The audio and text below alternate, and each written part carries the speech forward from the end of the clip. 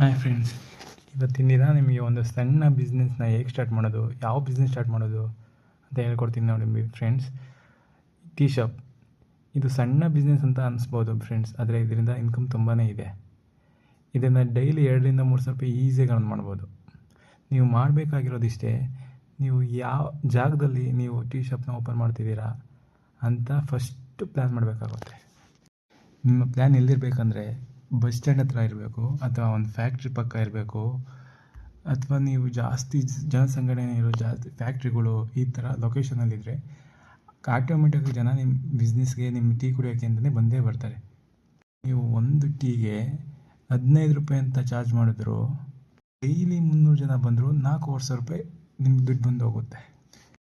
So ನೀವು 4,500 ರೂಪಾಯಿ ದುಡ್ಡು ಅರ್ನ್ ಮಾಡಿದ್ರು ಒಂದು 1,500 ಅಂತ ನಿಮ್ಮದು ಹಾಕಿರೋ ಬಂಡವಾಳ 1,500 ಅಂತ ಆಚೆ ಇಕ್ಕಿದ್ರು, ಇನ್ನು ನಿಮಗೆ 3,000 ರೂಪಾಯಿ ಪ್ರಾಫಿಟ್ ಆಗುತ್ತೆ. ಸೊ 3,000 ಜೊತೆಗೆ ನೀವು ಅದ್ರ ಜೊತೆಗೆ ಆ ಟೀ ಜೊತೆಗೆ ಈ ಸಿಗರೇಟು, ಬಿಸ್ಕೆಟು, ಅದು ಇದು ಅನ್ನೋ ಒಂದು 500 ರೂಪಾಯಿ ಇನ್ಕಮ್ ಅಂದರು ಟೋಟಲಿ 3,500 to 4,000 ಈಸಿಯಾಗಿ ಅರ್ನ್ ಮಾಡ್ಬೋದು. ಬಟ್ ನೀವು ಮಾಡಬೇಕಿರೋದೇನೆಂದರೆ, ನೀವು ಮಾಡೋ ಲೊಕೇಶನ್ ಚೆನ್ನಾಗಿರಬೇಕು, ಜನಸಂಘಟನೆ ಇರಬೇಕು.